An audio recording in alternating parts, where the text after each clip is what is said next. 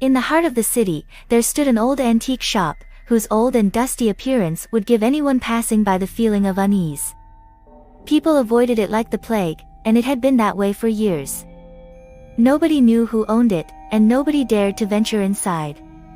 But one day, a curious young woman decided to break the spell and enter the shop. The moment she stepped inside, a shiver ran down her spine.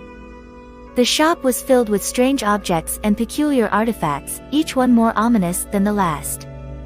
But there was one object that caught her eye, a black leather-bound book, ancient and mysterious. She reached out to touch it, and as she did, the whispers started. At first, the whispers were barely audible, a faint voice calling her name. She looked around, but nobody was there. She shrugged it off and continued browsing through the shelves.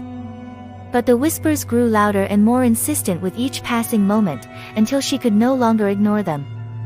It wasn't long before the young woman started to experience strange occurrences. The book seemed to follow her wherever she went, appearing on her bedside table every night. She tried to ignore it, but the whispers became too loud to ignore. She knew that she had to find out what was going on. One night, the young woman had a nightmare.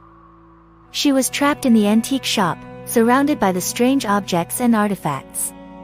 The book was calling to her, and she couldn't escape. She woke up in a cold sweat, but the nightmare continued. She realized that the book was cursed, and it had trapped her soul inside its pages. Desperate to break the curse, she sought out a renowned occultist.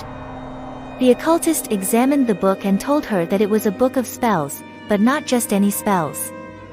The book contained an ancient and powerful ritual that had the power to summon a demon. The young woman had unwittingly summoned the demon and had become possessed. The occultist performed a ritual to banish the demon, but it was too late. The young woman's body was never found. Some say that she's still trapped inside the book, waiting for someone else to set her free. But the book had other plans. It knew that the young woman had been too weak to resist its power, and it knew that there were others out there who would be just as curious. And so, it waited, biding its time until the next unsuspecting victim would enter the antique shop and pick up the book. It would continue to possess souls and claim them for its own, until the curse was broken and the book was destroyed.